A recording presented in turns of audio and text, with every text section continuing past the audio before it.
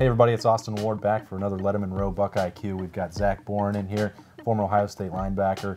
So we're talking a little defense here, and boy, is there a lot to talk about after what happened on Saturday night. Purdue 49, Ohio State 20, and Zach, I thought through three quarters, I looked at that defensive effort, and I thought, you know, for the most part, this has been good enough. And then in the fourth quarter happened, and I was at a loss. Yeah, I think the first half they actually put together somewhat of a decent game plan, right? They came out and we've seen for how many weeks now that the defense will give up a bunch of points to start off a game. And they finally put up a decent first half. The issue is it still comes back to all 11 guys flying around with the football, playing with heart, playing with toughness. We have almost yet seen that this year. From the Silver Bowl defense that has been known to fly around, be tough, teams are normally scared of the Silver Bullet defense. We have not seen that this year. I think we've talked every week, Zach. I thought at some point the light would come on, the inexperience would, go away as teams got more reps or Ohio State got more reps, and that it wasn't really a problem that they, were taking some of their lumps. But now I think you look at the month of November, you have to ask some serious hard questions about this defense. You do. I think it comes to a point where someone has to step up and be a leader. We haven't seen much leadership this year. You need a guy like Tough Borland to step up in the middle and start being tough, right? Like, quote unquote tough. You need a guy that is holding the other 10 players on the field accountable. You need a guy to take charge. We don't see that. As soon as the Ohio State defense gets down, as soon as a team starts driving on them, we don't see that person step up and make a big play, get everyone on the same page. Right now it almost looks like all 11 guys are running around all on different pages, not knowing what everyone's doing, trying to make plays on their own, and it's just not working. I think Zach wanted to break down about 21 plays today, but we'll narrow it down. Yeah, there were 21 I wanted to break down. You're right. For BuckIQ, just to make it a little easier, we'll see what's going on as Ohio State now tries to turn the page with this off date and get ready, still in line to compete for championships in November. So we'll roll the tape now. Wow, rolls that direction and delivers underneath. Touchdown! All right, Zach, so this is pretty early in the game here for Ohio State, and ESPN highlighted this guy right here. He gave Ohio State fits all night, and he scores, and he makes it look pretty easy. He did. You knew as soon as they would get down to the end zone that, Rondale Moore would definitely be getting the football. There's a couple of things that are huge right here. Number one, this is man coverage, right? We've seen it all year, especially at the red zone. You want someone tight on him. This is the right coverage. There's two things that are really wrong right here. Number one is Chase Young. You'll see he needs to, especially on a sprint out, he cannot come underneath. If you roll the tape, you'll see him come underneath, and the quarterback gets a short edge. He's got to take the outside of the running back to be able to get somewhat in the face of the quarterback. He goes inside, essentially gives himself up, gives an easy access throw here to Rondale Moore. The other issue right here, if you run it back, is DB's playing man coverage on him. If he has good, right? We talked about inside coverage how many times this year, right? Don't get up to inside. This is perfect. Now the only issue is when he goes out, you cannot fight over top and man coverage. You have to be able to stay on him. You know no one's out here because of this receiver coming in. You have to stay on his hip pocket and try and fight underneath here. If you fight underneath, how many times do we see nowadays that the pick play is called? You fight underneath, he's running through the wide receiver here, the pick play is called, and it's offensive pass interference on Purdue. Instead, he tries fighting over top, gives so much space to Moore, and Moore is so quick, we saw it all night. He's easily able to get to the corner and get into the end zone. Zach, is this an experience thing? If you recognize that the pick is coming, that you just stick with it, you teach them, hey, you're going to get the flag here, or we want you to at least try to get the flag. Yeah, it is. It's just it's physicality thing, right? I'm going to stay right on him.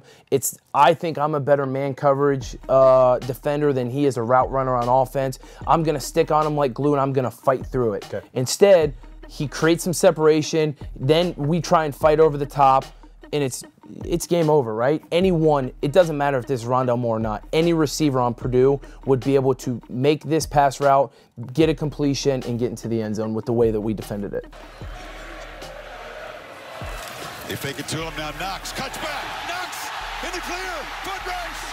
Touchdown, Purdue. as you go on later in the game here, especially in the fourth quarter, you're looking at the scores, Zach. There's still a chance, right? You could still get back in this game with 2 scores. They just came back from Penn State a couple weeks ago, and then boom, right up the middle, the kind of play that we saw just against Minnesota last week. Yep, we saw this multiple times, right? But here's the thing, 2 scores, Penn State, 7 minutes left in the game. We saw them do this 2 weeks ago, 3 weeks ago, whenever it was.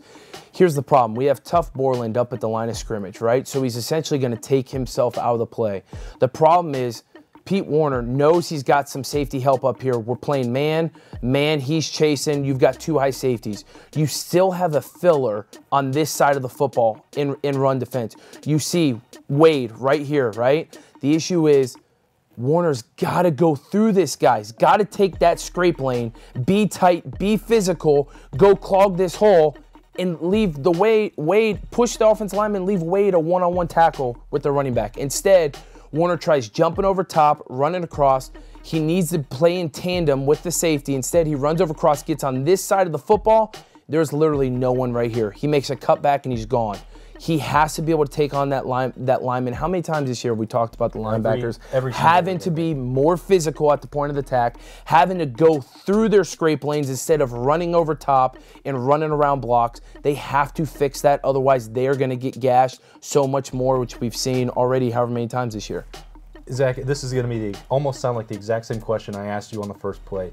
Is it possible that this is something that's not taught, a scheme thing, that they want the linebackers to play it this way? Or do you have to just go to practice and say, I'm running into this gap over and over until you get used to it? I think it's a coaching thing, right? You have seen it. Now we're in week 7 of the season, week 8, right? Mm-hmm. At this point, we have seen enough film that we see what the linebackers are doing. This has to be something. I'm not at practice, so I don't know. Maybe they are. Right. But this is something the linebackers have to be working on every single week, on taking on blockers, especially when, they're running zone at us and fitting in the proper holes and being physical at the point of attack, striking, and being able to play off the linemen and make plays. What we're seeing is so much this year are linebackers running around linemen and not taking them on and be able to strike and play off, right? In the past, we've seen linebackers be really good with their hands, strike the offensive lineman, shed them, come off and make a tackle. We would have seen this all the time. Coach Slagle made a weight room, right? He's selling these things now because he was so creative in Ohio State did this so much in practice. The difference, exactly. This is not the difference. This is a guy running around a lineman, trying to play in space, not being physical, and the running back having an easy cut and splitting the whole defense. All the way down. More in motion. They get it to him. More in space. A burst of speed. A first down for Purdue. He's still going. More. Touchback. Touchdown. So this continues on. There's one more play here that's coming with Rondale Moore. And I hate doing this, Zach, because I know how much work all the players put in every day of the week that you guys used to. But sometimes you get in these games and you hear that word with effort, energy, and then guys maybe quitting a little bit. And I hate to say that or ever make that accusation, but the way that this kind of finished, it didn't look like Ohio State was in it at the end. When I played, I was one of those guys that could not stand the way media talked about us. I never thought that any one person in the media had went through what we did, was going through what we did. And so, I hate to sit here and talk bad about someone or a team, but this is what I have to say. There is no effort or toughness in this entire clip. We didn't see it Saturday night. That's why I've mentioned previous times, there's someone on this defense that needs to step up and become a leader and hold everyone accountable. This is a silver bullet defense. There should be 11 guys running to the football trying to take this dude's head off as soon as he can, right? As soon as they can.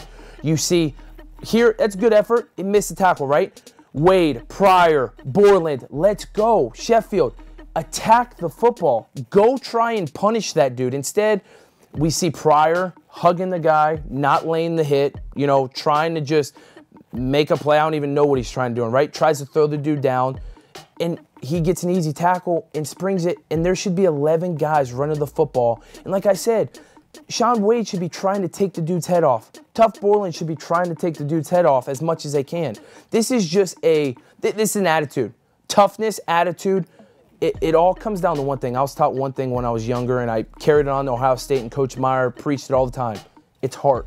You can't teach heart. This Ohio State defense has not been playing with much heart, with much toughness, with much, tenacity.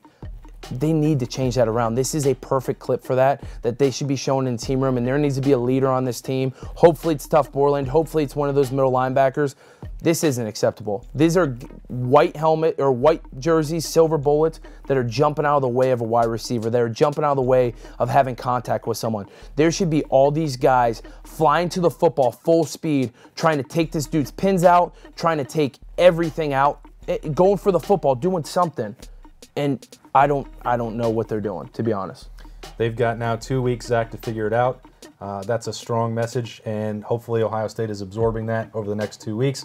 They'll be back on November 3rd against Nebraska, and that's a game too, Zach, where you've got to have an offense that's going to try to put some strain on you, do some different things. You're going to have to be ready if you're the Silver Bullets, especially if you want to contend for a Big Ten championship. Yeah, and here's the other thing. We're sitting here talking about, we've talked about it for weeks now, right? The seriousness of the situation is they finally got exposed in what we've been talking about, right? Their weaknesses finally got exposed. The great thing is this season isn't over with. If they win out, they're going to have some wins against a Michigan State team that is decent. Yep. They're going to have a matchup with a top 10, right now top 5 Michigan team. They're going to have a Big Ten championship game probably against a Wisconsin top 15 team by that point. They have some big games left. If they go on and win the Big Ten and correct some of these things, they will be in the playoff. The issue is, will they correct it? Will someone step up and create some toughness, create an attitude, a tenacity that this defense is so used to playing with that we haven't played with maybe all year? 2 weeks to get it right. We'll be back breaking it down as soon as Ohio State gets back on the field. We'll have Zach Bourne always breaking down his stuff with BuckIQ. Stay tuned to Lettermen Row for that. So for Zach, thanks, man. I'm Austin Ward. We'll see you next week.